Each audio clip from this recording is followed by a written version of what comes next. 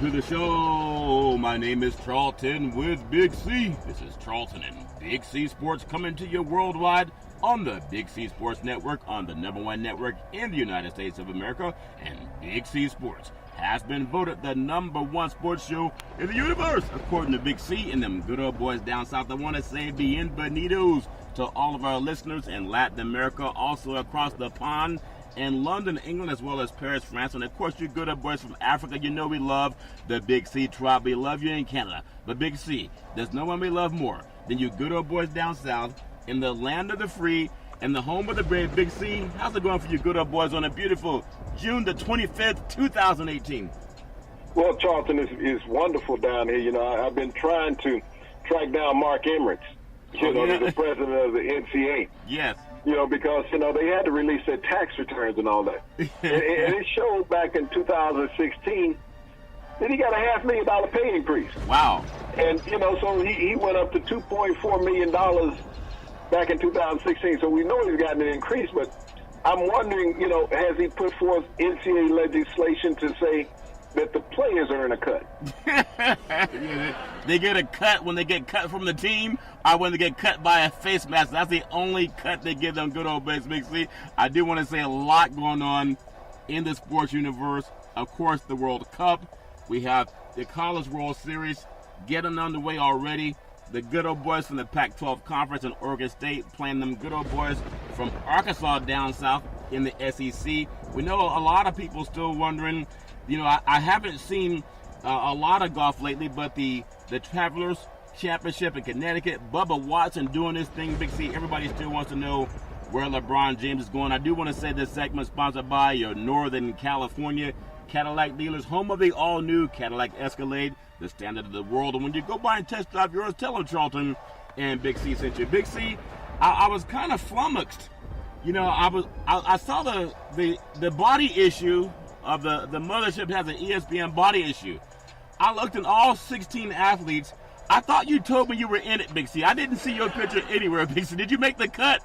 Thinking of being cut? Charlton, I think, we talked about last week when athletes don't say certain things, and don't take a political stance, or they do take one. Yeah. A lot of stuff goes on the editing floor, and I think that my pages were so heavy, they may just fell out of staples or something. Yeah. I said they didn't cut Big C out of the sexy body competition. It's funny, they have the nude body competition. I said I thought Hugh Hefner, late Hugh Hefner had his own situations, and then when he passed on, Playboy magazine had its own issues because a lot of people can do things online. But I want to get your thoughts. Not only were you not on the sexy body issue, Big C, they didn't even have any commentary about you in the Sports Illustrated bodysuit, Big C. Your thoughts? Well, Charlton, when they do that centerfold fold out, yep. It's normally 2 pages. Yes. And mine was seeking 4. So I think that's why they omitted me from this issue. But we're going to work on that. The agent's talking to them and, see if we can come to something, that will appease everybody. Yes. Maybe we get a leg or a thigh in next issue. A leg or a thigh definitely is something that I look forward to. But I just get your thoughts on, number one, congratulations to everyone that made the cut. I know Jerry Rice is in there.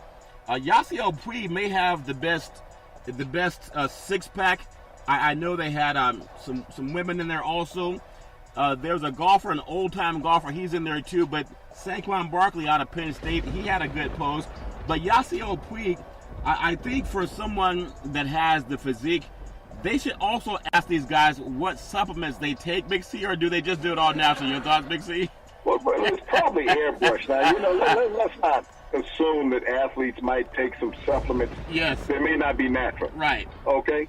But, these photo shoots we've seen for years on magazines where they've airbrushed, the sagging skin on arms and various things. And it's not hard to airbrush in a six-pack, Charlton. Yeah. I take my leaf blower, blow it up against my stomach in a six-pack form. It sucks it all the time. Wow, that's funny, Big C. I tell you, I'm not, I think the body's beautiful.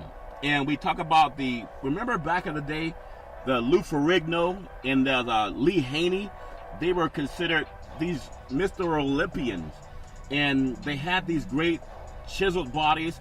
I remember even the former governor of California, Arnold Schwarzenegger, he had that type of chiseled look too. And what's coming lately, Big C, where people are not ashamed of being, say, nude in front of a camera. Obviously, every athlete has an ego. Any publicity is good publicity. But what's happened in our culture where we tend to shame the human body? For example, out here in California, a lot of people running around with hardly anything on at times. But we've shamed the human body to an extent where people think the body's not so beautiful unless it's covered up. But then you have this magazine where everybody wants to get nude. Of course, they don't show your private parts. But have we made a cultural shift where athletes can walk around that way and everybody is acceptable now? Big C, your thoughts? Well, Charlton, I get up and walk around in my backyard every morning like this. Yes. You know, so I've never shamed the human body. I've shamed a few neighbors for staring at me. I understand. You know, wires run back in the house real quick and stuff. But when we look at society, I think over the years, especially with the internet, Charlton, yes, a lot of things have become desensitized. Yeah. And so the filters are off. I mean, it's nothing that you can't find through Google. So yep. I think for, the mothership to compete with their magazine, yeah, is that they have to push the edge, Charlton. Yeah. You have to go on the fringes of that adult magazine thought. Yeah. And, realistically, how many kids read a magazine anyway, Charlton? Yeah. You think about it. It's like you ask a kid to read a book, they're like, why? I got it on my phone. Yeah. They have it on their laptop. So when you look at issues in newsstands and other places that you're going to find these magazines, yeah, children are not buying them. No, they're not. Teenagers are not buying them. Yeah. Adolescents are not buying them, Charlton. These shows and these issues are for adults. Yeah. People who have time to sit down and spend a moment. You can look at the picture. Yeah. But it's more about reading the article. And I know you brought up Playboy. Yeah. And I don't care what people say about Playboy, the issue, how denigrating it was to women or whatever. Those were some of the most intellectual articles in the United States during that time, Charlton. Yeah. When you turned past the 3 models that were in there, yeah, and got to the stories, Charlton, there was always a featured issue in Playboy, and I praise Hugh Hefner for that. Yeah. Because he dealt with that egalitarian type of person who wanted to read. Yeah. And so he always had issues that were going on in America in the magazine. And that was the number one thing that people read the magazine for, Charlton. Once you've seen 2 centerfolds, yeah, you've seen a dozen. You've seen a dozen. It was the stories yeah. that you look for each month. Well, I want to bring that to I remember, was it Woolfolk, I believe, he had played for New England at the time. And then he ended up playing for the Texans down there in Houston. And he had that big body look. And then the great thing I love about this article, number one, stop being ashamed of how you look. Everybody has this want to look like a Hollywood image. That stuff is airbrushed. And for some girls who have a body image problem at times, maybe they think they're, too whatever. The thing I love about this article is it shows everybody in different physiques, different skin colors, of course, women and men. And there are times when there are people who felt like if they did not have that perfect body, we have the Nip Tuck Society that you take I don't know if they use cold fusion or they take actually knives and razors and cut people up and suck the liposuction, sucking the fat out of the bodies. Who in the world would think that would ever happen in our society? But we know that's all over Hollywood. A lot of other places where people want to be pretty. So what I love about these athletes, and Saquon Barkley, running back out of Penn State, had mentioned, he loved the fact that he worked hard to get his body. And I know most people go to a gym or they go to some type of fitness center. I meet people that do CrossFit, and being healthy is part of working out. It's all the same.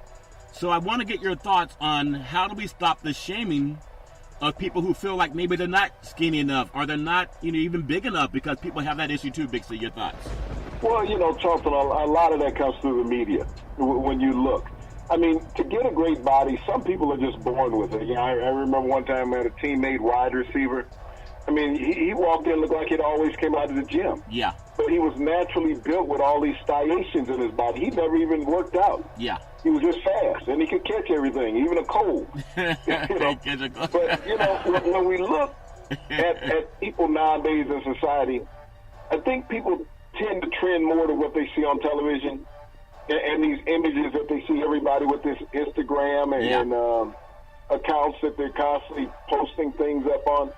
I think that a lot of American society has lost esteem in itself. Yeah. When you talk about this liposuction and surgery, it's like, at what point are you not good enough for yourself? You have to respect yourself, Charlton. Yeah. And not worry about other people's perception of you. Yeah. You're the one that has to wake up and go to sleep with you every night. Yeah. You're the one that has to walk around with you every day. And when you're an intelligent, articulate person, Charlton, regardless of the body size or sculpture, you can function in any society. Yeah. But I think a lot of this vainness comes, Charlton, from lack of education. Yes. That people can't sit there and use an oratory to deal with certain aspects of society. So they feel that the only thing that they have is physicality. Yeah. So that's the thing that they're going to concentrate on. I remember I was watching an interview, and they were talking about Serena Williams and about her being able to do that type of work where they put you out there for the whole world to see. And I think she was doing an award show in L.A., and they approached her and asked would she be willing to do that. And she was asking a few questions. I think her publicist said no, she didn't want to do that. But Serena went on and did something I think that works for a lot of women. Number one, women of color. There's a time when to be on a magazine, you had to be white and you had to be somewhat pale, or they would make you suntan. And then for different skin shades, a lot of times you wouldn't find many African American women who had a darker chocolate skin color that would be on those magazines, even though that's as beautiful as any color out there. Beauty's in the eye of the beholder. But I think when we see, how we say sports will unite our society, when you see an athlete, and I think this is deeper than what people might even look at it, it's not really about vanity. You see an athlete that says, this is who I am, this is how I look, and it doesn't stop you from doing what you do. And for young girls of color, I think seeing someone like a Serena on there, it really makes a big statement to say that everybody's beautiful. There was a gentleman, I can't remember his name, but he was an older golfer, and he's up there in age, but he said he felt invigorated after doing that because we shame the body so much. So I appreciate everybody, no matter what your color is, what gender you are, when you can come on and say that you're proud of how you look. I think that says a lot for a lot of people going through some body issues. One guy that I really admire, Big C, not only admire on the football field, but he's done a lot to stay in shape after his football days, is Jerry Rice. He's the leading touchdown scorer in the NFL, and he's out of Mississippi Valley State. And not only when he went to the 49ers, became a Hall of Famer by playing with other Hall of Famers, but Jerry, at 55, no, he can't play the game anymore. But he sure looks good, and he talks about his regimen of running hills. I think Walter Payton started that earlier back in the day. Big C, your thoughts? Charlton, many players have run the hills over there.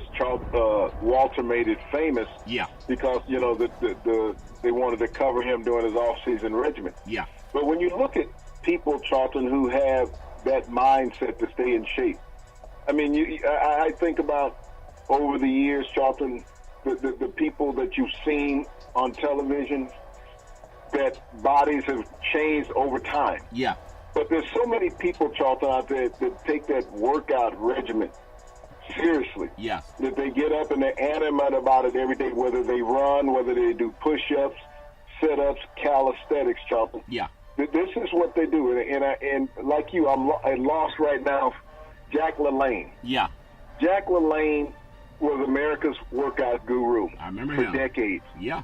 This man lived into his 90s, and he worked out every day. He had a show about calisthenics growing up. And I know as a young man, I used to look at it and try to emulate some of the things he did. Yeah. But as Americans, we've become so lazy as a culture. Yeah. We can't find the time to do anything but deal with an electronic and eat.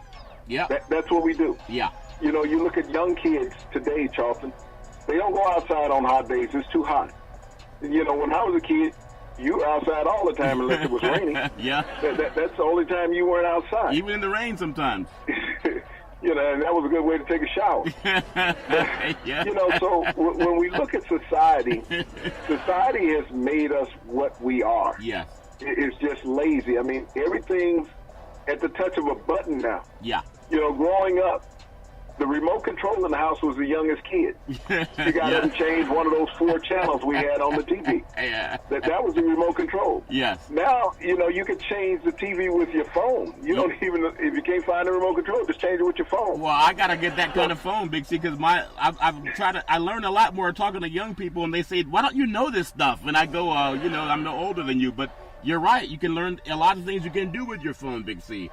And that thing, I want to touch on this one more time, because when I see, I told you I'm around the AAU basketball circuit in Northern California, men and women. It's amazing what you learn when you listen to these teenage boys from 14 to 18 talking about things that are important to them. Would you believe, and I mean, as an athlete, maybe it's just something common, but there are young boys saying that they got to get bigger chest, or they got to get bigger biceps, or they got to get bigger what? Now, that's the boys. Conversely, when I hear girls having conversations, they're not talking about getting bigger biceps or bigger thighs or whatever.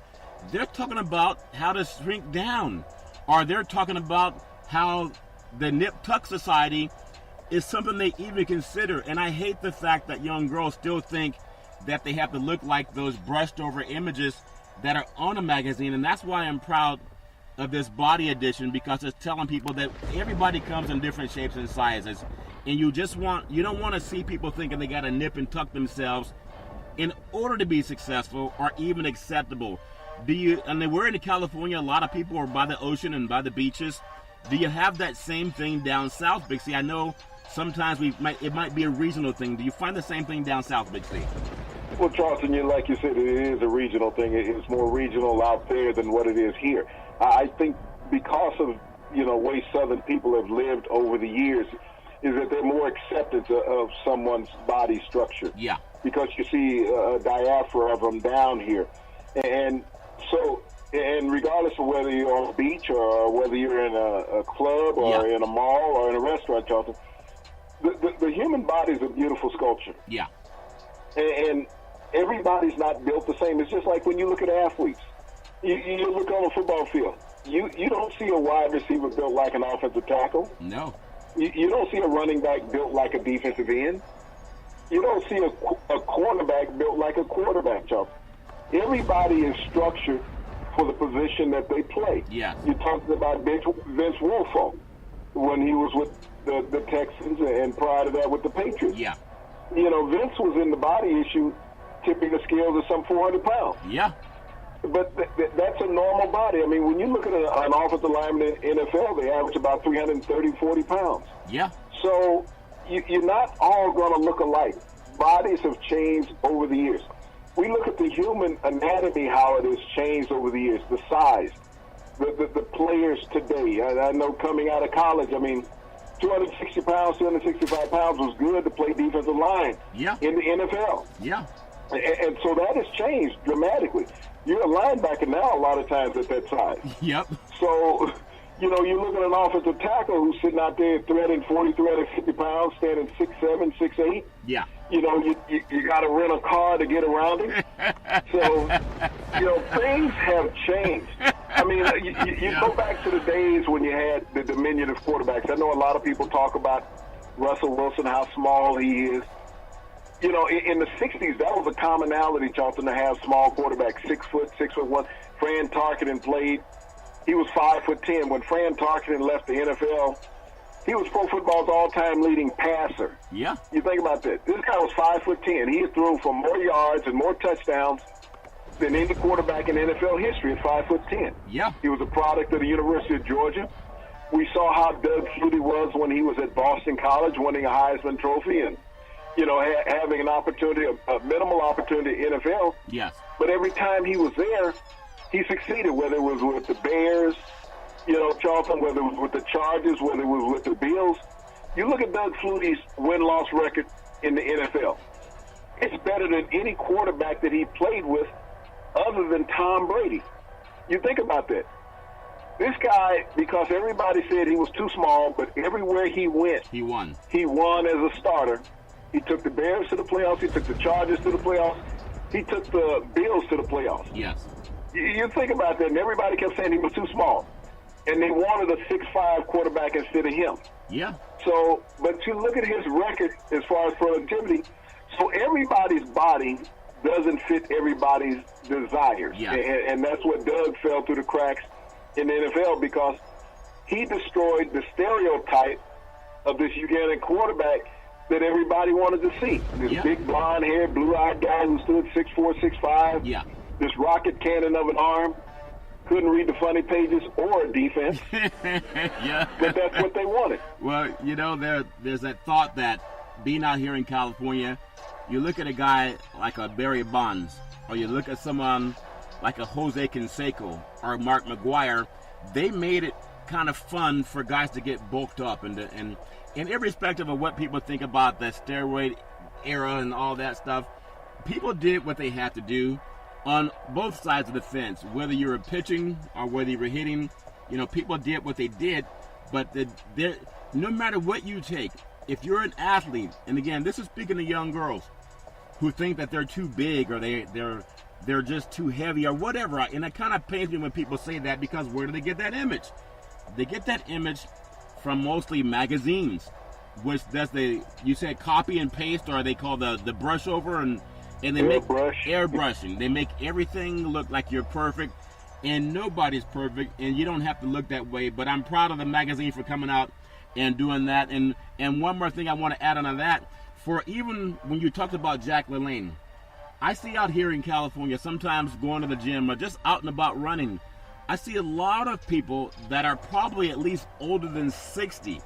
Maybe they're not running, but they're power walking because they're trying to be healthy. I don't know I don't think that's vanity. I think it's just a health thing.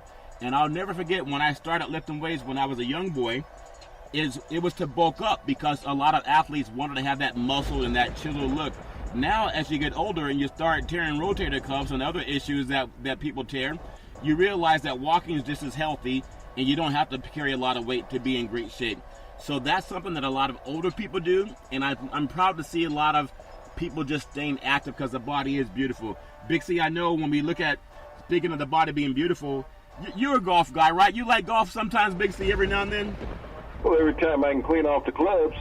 Every time you clean them. Well, the PGA Travelers Championship in Connecticut, one guy that I like watching, even though Tiger Woods is not always going to be the guy that carries a golf audience, Bubba Watson, I remember him playing down in the NBA All-Star basketball tournament down in Los Angeles. Well, Bubba Watson, I tell you, for him to win his third Travelers Championship, won $1.26 million. He shot 7 under par 63, and he denied Casey and a couple other players that were falling in their tracks, as well as Sink and Hausler and Holmes and then Paul Casey. Just give me your thoughts on Bubba Watson. He's not the youngest guy out there. He's 39 years old. People want to always say when a golfer or an athlete gets around 30 for football, maybe 35, 37 for basketball, and they say golf around 40, 45 years old, but that good old boy at 39 years old still playing like he's one of the better golfers out there. Big C, your thoughts? Well, you know, Bubba's a consistent golfer, Charlton. You talked about him playing in that NBA All-Star game back in the fall, Charlton. Yeah. Not only that, he went out and won that Riviera that following day. He won that golf tournament. Now, you think about this championship he just won over the weekend. Yeah. That's where he won his original PGA title. Oh, really? So this is his third opportunity to win there, Charlton. And Bubba, you know, everybody loves lefty, Phil Mickelson. Yeah. But Bubba's been the more consistent lefty golfer on the course for the last 5 years, Charlton. And he has that following. He has that good old boy nature. He taught himself how to play golf. He didn't grow up in the golf academies like a lot of these golfers have, Charlton. Him and his dad would go out and play, and he's a, University of Georgia product. But, Bubba is that guy that when golfers on television look at him, they're like, well, he looked like me a little bit, the build, the swagger that he walks with, and just, just having Wait, fun. Hold on. Are you saying he looks like you? You guys don't. Maybe I got to get my eyes fit, but you and Bubba Watson don't look the same, Big C. I know beauty's in the eye of the beholder, but can you explain that? I'm talking about the slump shoulder. Oh, okay. You got to find pieces of the anatomy that work.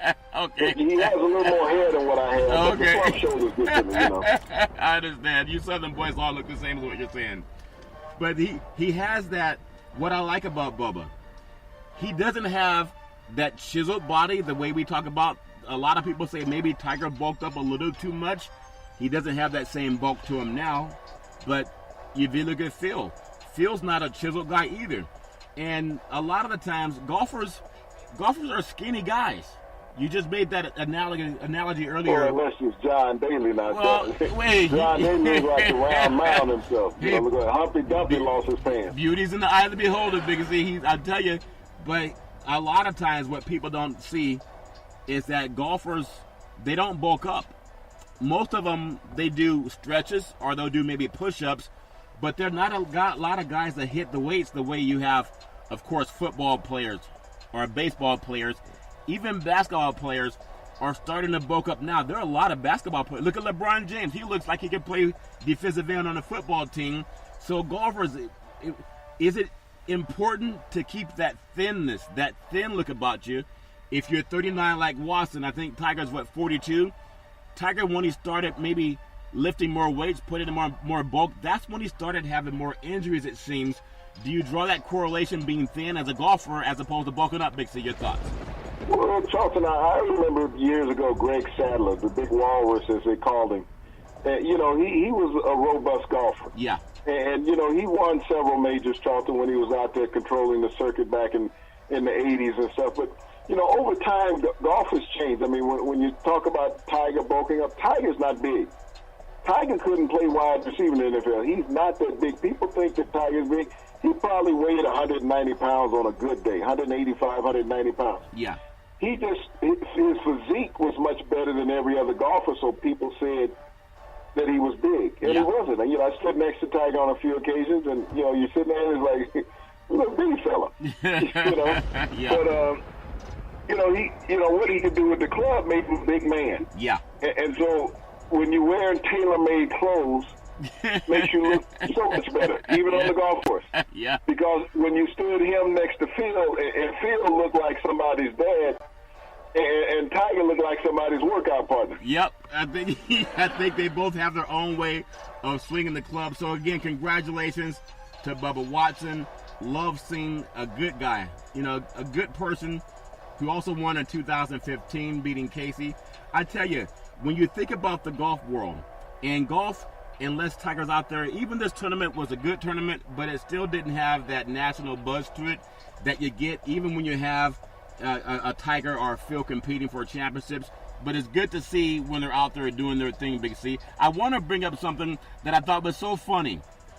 Last night on the BET Awards, Jamie Foxx is I think he's one of the most talented comedians in the universe. Not only did he play on In Living Color back in the day, and I think that was the Wayans brothers that did that, but he had this skit and last night on the BET Awards where he was giving out bottles of vibranium. He was called in by somebody, and he said, you got a phone call from Africa, and this bartender took the call, and so it was Jamie Foxx sitting there in his bald head, and he said, look, man, I give you vibranium. He said, but don't drink it, and it give you like the strength of 60 lions or something like that, Big C. But just his range, I don't know, he played Ray Charles. We know he's been in a lot of other great movies. He might just be the most talented actor out there in Hollywood. I want to get your thoughts on Jamie Foxx, but they had vibranium being gold when I thought in the movie it was purple. Big C, your thoughts? Well, when you look at Jamie, I don't think there's a role that he cannot play, Charlton. He's played Drew Bundini Brown and Ali. Ali, yeah. As you mentioned that he played Ray. Yep. Charlton, he's played so many great and dynamic roles. You think about his early days of starting off on a TV show In Living Color. In Living Color. Yeah. Back in the late 80s and early 90s, Charlton, it catapulted so many minority stars to stardom. Jennifer Lopez was there. Even Jim Carrey came out of it, along with the Wayans family. out of that tremendous show. It's just, when you look at what he's done, you know, Django, playing in Django, you know, playing in several other movies, Charlton, whether it's a good guy, bad guy. You know, here's a guy that's proud of his craft. Yeah. Proud of what he does. When you talk about leaving a legacy and being the best at what you do, he has worked very tirelessly, Charlton, in doing that. Not just accepting a role, but embracing a role. Yeah. And so many people in life, in athletics, Charlton, don't always do that. No. We just witnessed the NBA draft. And you know, like I was talking, I wish that the NBA would help some of these young men out, that if you're an underclassman, you're not allowed to have an agent. So if you don't get drafted, at least you have the opportunity to go back to school and continue your eligibility. Yeah. I think that would work wonders, because Mark Emmert is not going to give up any of that $2.5 million that he's making as president of the NCAA. No. But I think he should find a way to structure some rules, Charlton, yeah, so that some of these young men can come back, because they all don't have the ability to get drafted or even play in the league if that comes about. Wow. So yeah, when we look at these people, Charlton, find a way to help them all out, and that's what Jamie Foxx does for himself. Yeah. You know, he has helped himself out tremendously, because if everybody worked as hard as he does as being the best that you can be, yeah, just think about some of the roles that we would have. I mean, we talk about the Black Panther. Yeah. How great that role was for society and minorities, Charlton. A lot of people don't remember this young man played the baseball player, Jackie Robinson. Jackie Robinson, yeah. In the movie 42. Yeah. They only think that he came along in Black Panther. He's had half a dozen starring roles, Charlton, in movies. Yeah. And so don't think just because Black Panther broke records that that's all he's done. Yeah. But he's worked to get better and better at his craft, Charlton. And ironically, he doesn't have an accent. You know, that was all added for the movie. That's how his range is. Yeah. How dynamic he is in his range, just like Jamie Foxx. Yeah. You have to work at being better, just like your body image issue that you talked about from the Mothership magazine. Yeah. You have to work at what you want to be. Yeah. Not just think that it's going to occur. That's a great point too. And one more thing I want to just want to congratulate Jamie Foxx on. He also sings. He's an entertainer. When you think about people that can do it all, and I remember just listening, and this is important, that everybody has their own genre of entertainment. Sometimes, you know, there's some of the performers. Maybe as I get older, there's a lot of shucking and jiving and showing, you know, different body parts. Everybody is different. I'm not going to act like I'm some saint. But I think what BET, I think it started in 1980. There was a time where African Americans could not even get on TV. And I might be wrong when I say this, but I think MTV, they fought to keep Prince and Michael Jackson off of television. Now, they both passed on, but they left music that will be known throughout the universe as some of the best in the history of music. But there was a time when they were not acceptable.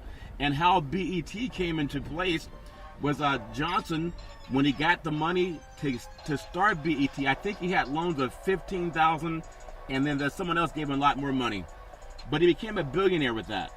It's opened the door for so many African Americans in the entertainment industry that would not be allowed to cross over in mainstream.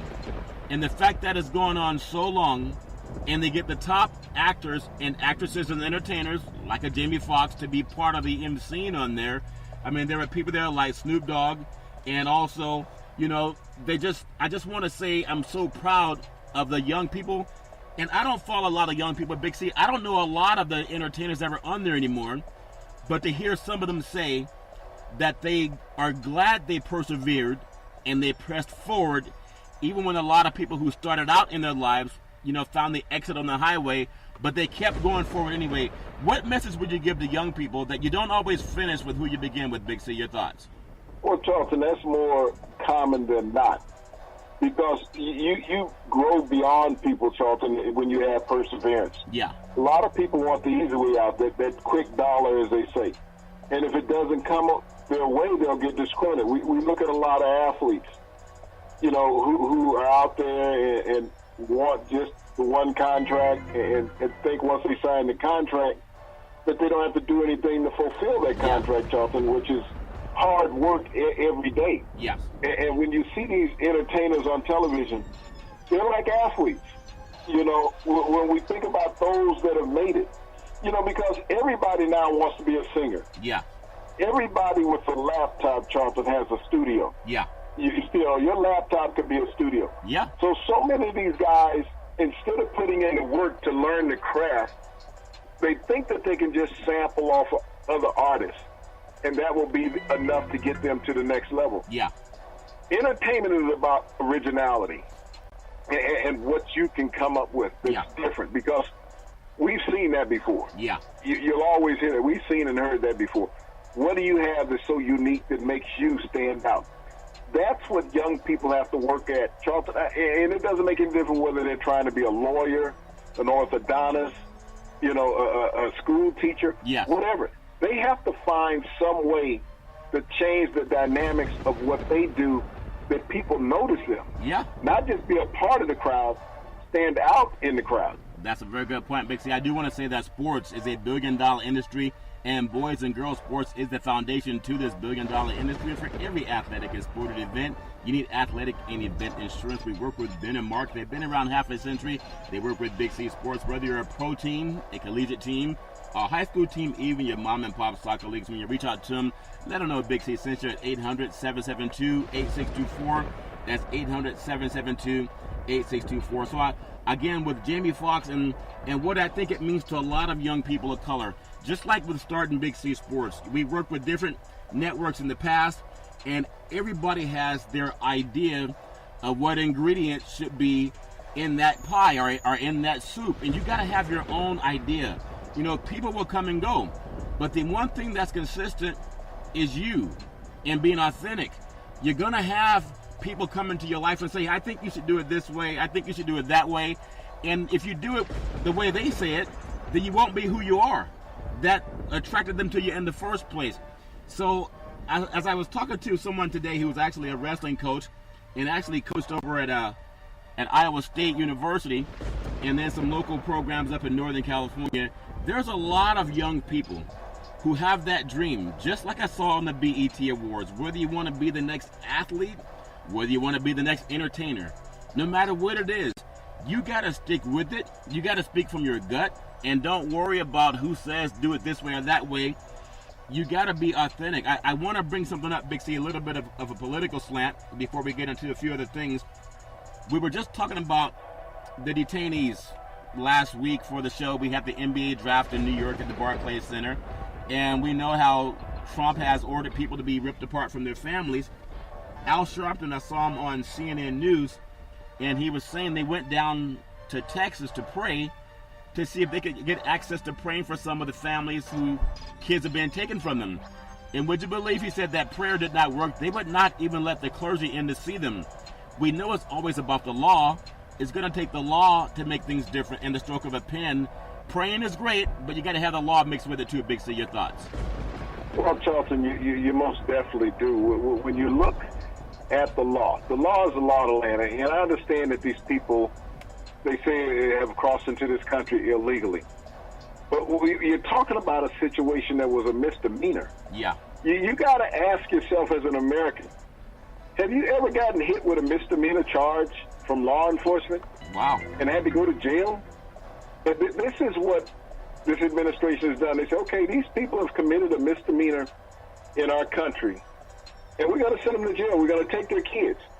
You think about that. If you get a traffic ticket and someone comes and take your kids because you got a traffic ticket, we're going to take your kids until you go to court and pay this ticket. Wow. Think about how you would feel as a person, not just American citizen, just as a person that you got a traffic ticket, and because you had a traffic ticket, you lost your kids.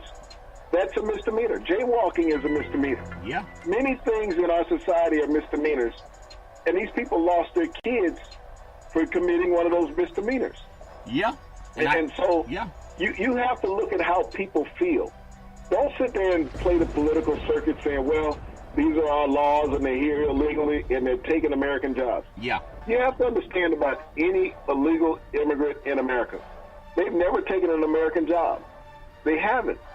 They have not taken an American job.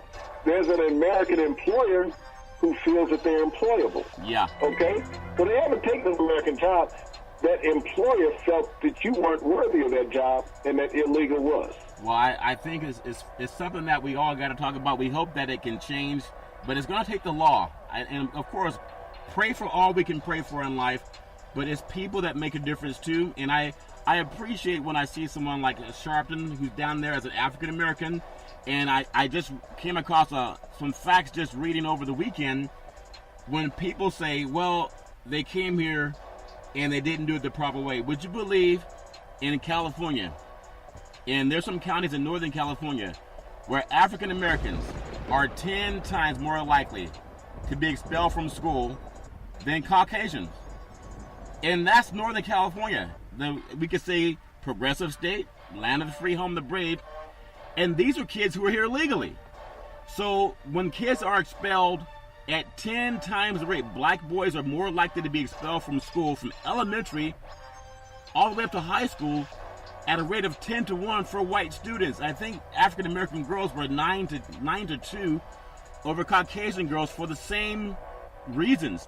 And what they were saying, Big C, is that there's a mindset, a rhetoric that goes on behind closed doors that allows us to say, well, some people came here illegally, but this is happening legally with African American students in California, 10 times more likely, if you're a boy, to be expelled from school than a Caucasian.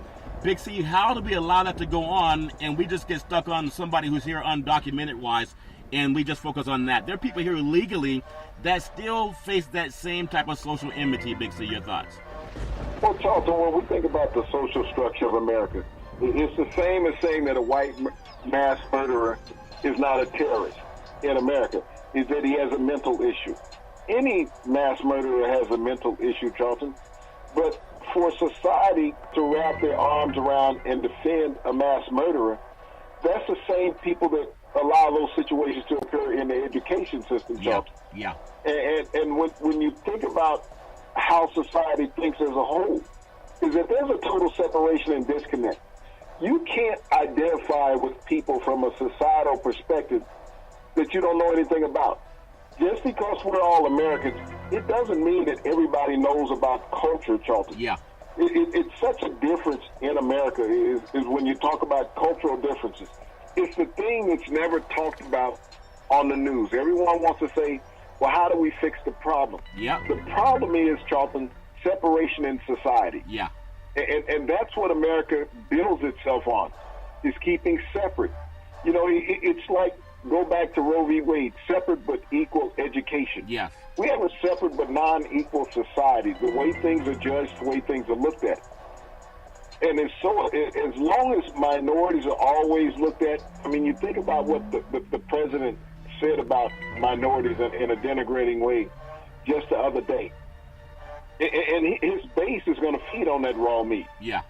And so many other people also, Charlton. That's what's wrong with us as a country and a culture. Yeah. Is that we don't look at each other as the same. You know, we make this comment all the time as people in America. Well, I know a couple of people of color. Yeah. I have a couple of colored friends. They say that. And they say that like you're opening a loaf of bread. You know, it's that easy. Yeah. When you can identify that you have a couple of something, then you just identified that you basically are somewhat of a racist because you know how many of those that you have. Well, you know, I want to touch on that point, Big C, because oftentimes what I love about what we do, we're not just going to read your scores. We're not going to tell you the Giants 7, the Dodgers 5, and the Red Sox 4, and the Angels 3. I think that's disingenuous. For a lot of the times when I see African-American brethren on TV or radio, and we don't know this stat that I just brought up, if you have a black child, they're 10 times more likely to be expelled from school than a Caucasian child if they're boys, and girls are like 9 to 2. And we ask, who's going to keep those kids safe? Well, it's going to be you. But if you don't know, how are you going to do it? We call on mainstream, we call on clergy and everybody. I'll just tell one personal story when I was a young boy. I remember I was in high school, and I was called to the office because they were going to expel me from school for leaving campus. I didn't leave the campus. They ended up calling my parents. Mother came up to the school to ask what was going on, and they said I was going to be expelled because I left the school. And she said, well, no, he didn't. And the principal said, yes, he did. Someone told me he did it. And as an African-American boy facing a Caucasian principal, I had no power until my mother showed up. They called to see what class I was in, and I happened to be in that class. Would you believe that principal did not take the time to find out where I was before he was going to expel me? And I know that happens to a lot of kids of color. And he just happened to be Caucasian. I happen to be African-American. But it took my parent to show up and advocate for me. If I didn't have a parent advocating for me, I would have been expelled. And kids that get expelled more often, they're less likely to graduate, which means they're less likely to go to college. That's why this detainment situation that's going on, what they call Mexican Americans or Mexicans, that's why it's so painful, because it's happened to me. And I ask everybody to stand up and not just get caught up in who's going to win a game. Big C, last thought, what must parents do to advocate for their own children, to not just let the system say if they're innocent or guilty? Big C, your thoughts? Well, Charleston, those children have to advocate as much as the parent does. It comes from in-home discipline, Charleston, as far as listening to your parents. I mean, a lot of the homes today don't have the structure that the homes had 50 years ago. Yeah. As far as the parent influence. Kids nowadays are raised so much by society. What, their peers think about them. You talked about the body images. Yeah. That's controlled by society and peers, Charlton. You have to look a certain way. But, it comes down to education. The parents educated, the child's educated. Yeah. So when you do run into one of those situations where you do have to have a confrontation with someone in power within the education system, Charlton, you're right. You know how to defend yourself. Yeah. You know the questions to ask. This is what it comes down to. And this is not just a race thing. This is a cultural thing. Everybody in America, it's about education. Yeah. Advancement in America is about education. It doesn't make any difference how entertaining you are, Charlton, how talented you are. Yes. Without an education, people will always take advantage of you or manipulate you. I grew up with some great athletes, Charlton, in high school and college. Yeah. I mean, talented as you want to be. And I played with guys in professional ball that were not as talented as those guys in high school and in college. Yeah. But those guys in professional, Charlton, had gotten an education. Because when I played, you couldn't come out early. Yeah. And so everybody had to go to school for at least 4 years. Yep. Some guys 5 years, Charlton. But they had an education and could deal with society a lot better than what people can today. Yeah. And that's the difference. I don't care what time in the world that we're living in, it comes down to education, Charlton. Well, I think that's very well said. I just want people to keep advocating and find out what's going on. And don't turn a blind eye to what's going on just because they may not be, as some people said, they're not from Iowa, they're not from Kansas. They're human beings, and it affects everybody, especially if you don't know what's going on. So, again, keep hoping and praying for that. I've asked for all the clergy, as well as athletes. Don't be silent about that. Big C, I know we talk about basketball and where players are going to go and who's going to be the MVP of the league.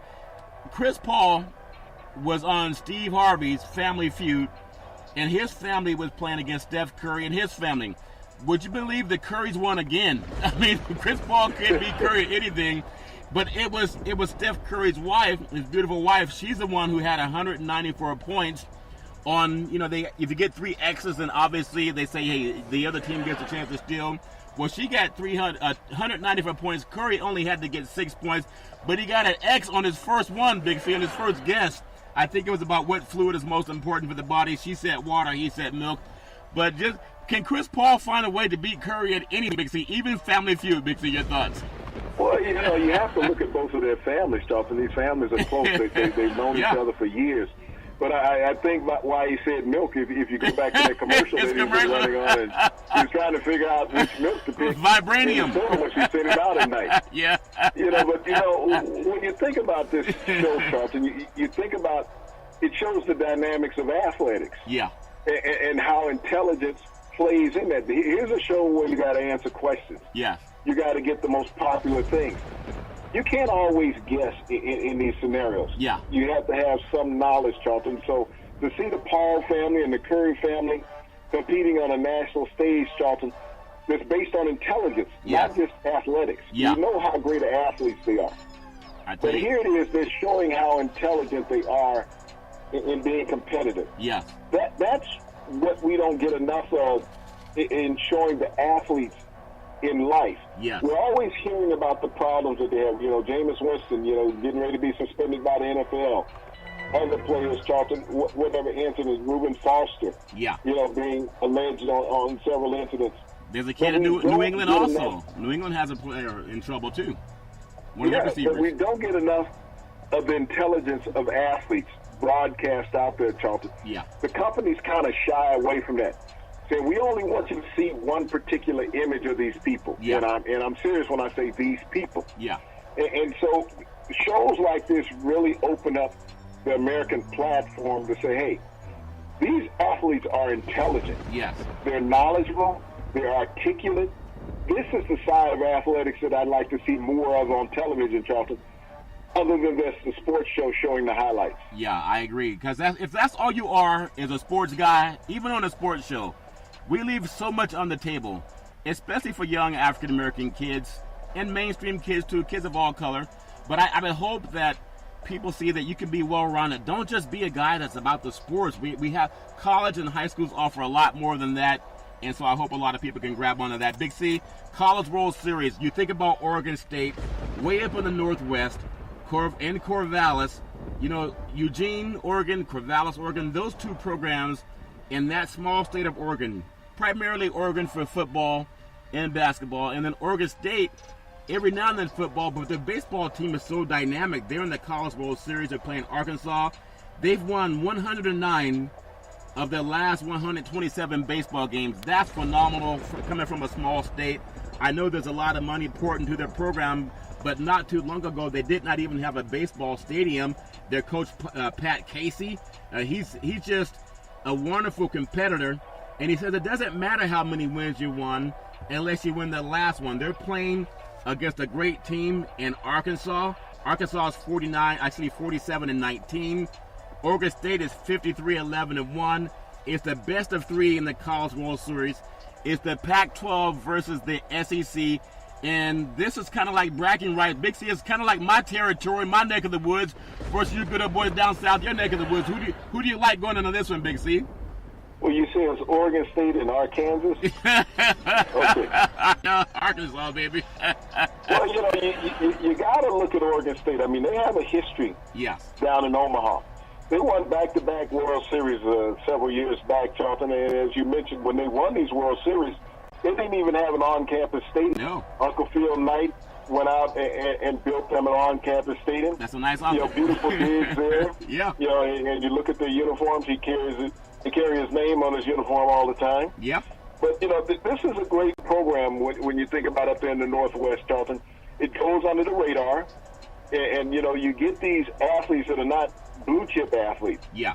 You get these guys that go out and work and earn where they are, Charlton. And that's the heart and soul of great programs. When you look around, I don't care whether it's college basketball, college football, college baseball. Yeah. You look at Oregon State's roster, Charlton, and it's plastered with a bunch of juniors and seniors on there. Yeah. Guys who stay around, Charlton, and develop. That's like back, if we go back to the last NCAA tournament, and we look at it, and you look at Villanova. This was a team that was plastered with juniors and seniors, Charlton. You had players on this team that won their second national championship. Yeah. And they were contributors in the first one. So when you think about the dynamic of that, how players stay around and grow up in programs and make your programs national powers, Charlton, this is what Oregon State has done and built the power up in the Northwest. Well, yeah, they need 2 out of 3. They'll claim another World Series championship at the college level. So congratulations to Arkansas as well as Oregon State representing the Pac-12 and the SEC. Big C, final segment. Tonight, the NBA, and the NBA is almost about to start again. The Summer League starts in July, but they're just doing tonight their award show, and it's the 2018 NBA award show in Los Angeles. It's going to be on TNT. In fact, it's on now. And I know Harden, obviously. A lot of the people saying that it's unanimous. It's going to be Harden. It's down to Harden and LeBron James and Davis. it's already been decided that Harden's going to be the guy. LeBron James is actually on vacation and is not going to be there, but Harden's going to be there. You know, he's an LA kid, helped lead his high school team, Artesia, to a state championship. Going back to his stomping grounds, averaged 30.4 points a game, 8.8 assists, 5.4 rebounds, and 1.8 steals. Shoots 45% overall, 85% from the free throw line. Just give me your thoughts. He's not the best player in the NBA, but he's going to win the MVP. Big C, your thoughts? Well, Charlton, you got to look at what happened in the regular season. You think about 11 years ago, Oklahoma City drafted James Harden, number 3 overall in the first round. Yeah. They had 3 superstars at one time: Westbrook, Harden, Durant, and even Serge Ibaka when he was young was a dominant player. Yeah. And Harden moved on to show that he could carry the load by himself in Houston. And this is another one of the things that Adam Silver gets wrong. We talked about guys entering the draft early. Yeah. Should not be allowed to sign with agents so they have the opportunity to go back to school and keep their eligibility. The NBA has this completely wrong. The championship game was, 3 months ago? and they're just now having the regular season awards ceremony, Charlton. Yeah. No other sport goes through this. No. And so it's not even dramatic in any kind of way that the NBA is now holding its award show, because the biggest talk out there is free agency. Yeah. You've had the draft. Everybody's talking about free agency every day. Oh, well, let's toss in an award show. We don't have enough drama going on right now in our league. Yeah. So Adam Silver needs to sit down and look at himself and say, there's a couple things I'm doing wrong. Yeah. Number one, I'm not stopping these players from having an agent if they declare for the draft early. Yeah. Number two, let's have this awards ceremony when the season is over. Yeah. Not in training camp for the next year, because that's basically what it is. Yep. Rookies that were drafted in free agents, Charlton, all are in their team's facilities right now. Yes. So there's an opening of the door. And now you're going to have an award ceremony, and free agency is looming next week. We have an MVP in the playoffs, Charlton. Yes. LeBron James set the world on fire. Kevin Durant was right there with him. Yeah. James Harden lit up the regular season. Let's deal with this when the regular season is over. I mean, there's playoffs starting right away. Yes. But you can have this ceremony, Charlton, at any time. Yeah. Even if you delayed the finals 5 days and had this ceremony, you could do that. Yeah. But, Adam Silver needs to readjust his thoughts on how he's handing out his awards. Well, they could even do it to make it of all places. They could have it at the White House. Could you imagine if they had the NBA MVP and they held that at the White House? They could even shake the hand of POTUS. And that, talk about putting the fires out, they could bring them all over to the White House and they could have a real celebration of who won the NBA championship. We know it's going to be Harden. Congratulations. Davis has had a good season, but he's not the same level as LeBron James and not the same level as Harden. So I do wish Harden congratulations, even though my mind tells me LeBron James should be the guy. Also, we have World Cup action going on over in Russia. A lot of good old boys playing over there. And again, United States not part of it, but it's still a big deal for all the teams that are still alive for the World Cup. Big C, back in the day, there was a man by the name of Drew Bundini Brown. He was known as Muhammad Ali's right-hand man. He would always tell Ali, with all you've got to use, how can you lose? Rumble, young men, rumble. Big C, what are you looking forward to in this sports universe? Well, Charlton, I've been trying to get Barry Trotz's phone number. He was a former coach of the Washington Capitals that just won the Stanley Cup. Yeah. And, the team wasn't going to extend his contract. He just signed with the New York Islanders, Charlton. Signed a 4-year deal, $4 million a year.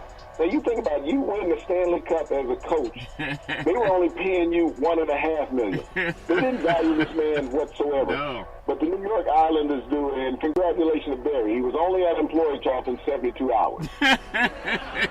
So, I mean, that means that you can get fired and get a raise. I think, obviously, to win a championship is going on, though. You get Big Casey up in Toronto, win the most games in the history of your organization for the Raptors, and it's just going on. Sometimes it's personality, But Big C, speaking of personality, you can find it every Monday through Friday at 5 and 6 p.m. worldwide when you follow Big C Sports on the Big C Sports Network, on the #1 network in the United States of America.